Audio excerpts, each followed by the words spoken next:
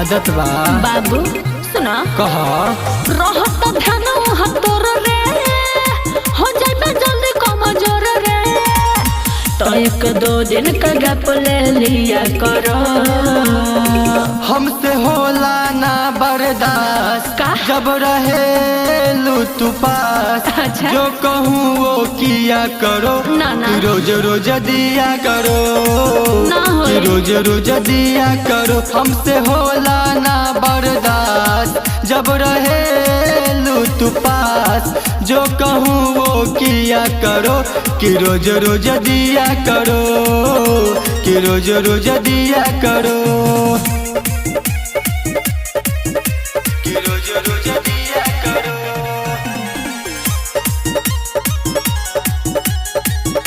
कि रोज रोज दिया करो बड़ी औरत करेला मना माने ढंग के छोड़ा मत हमर जवानी जग जाला जोश देखी पतरी कमर हो मन में जान हमरा होला ना सबर हो अरे सुना होला रोज के डोज बिना भी जिया कर हमसे होला ना बर्दाश्त जब रहे तू पास जो कहूँ वो किया करो कि रोज रोज दिया करो कि रोज रोज दिया करो हमसे होला ना बर्दाश्त जब रहे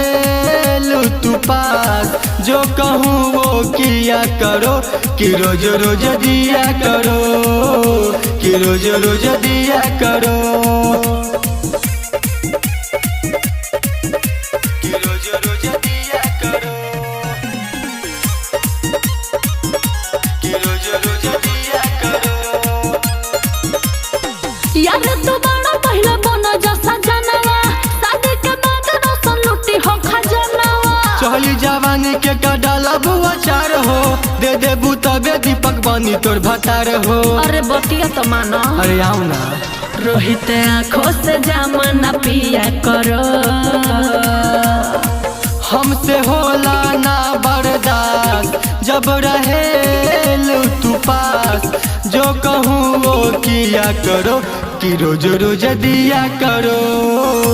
कि रोज रोज दिया करो हमसे होला ना बर्दाश्त जब रहे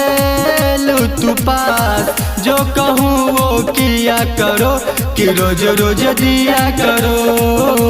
कि रोज रोज दिया करो लेत रह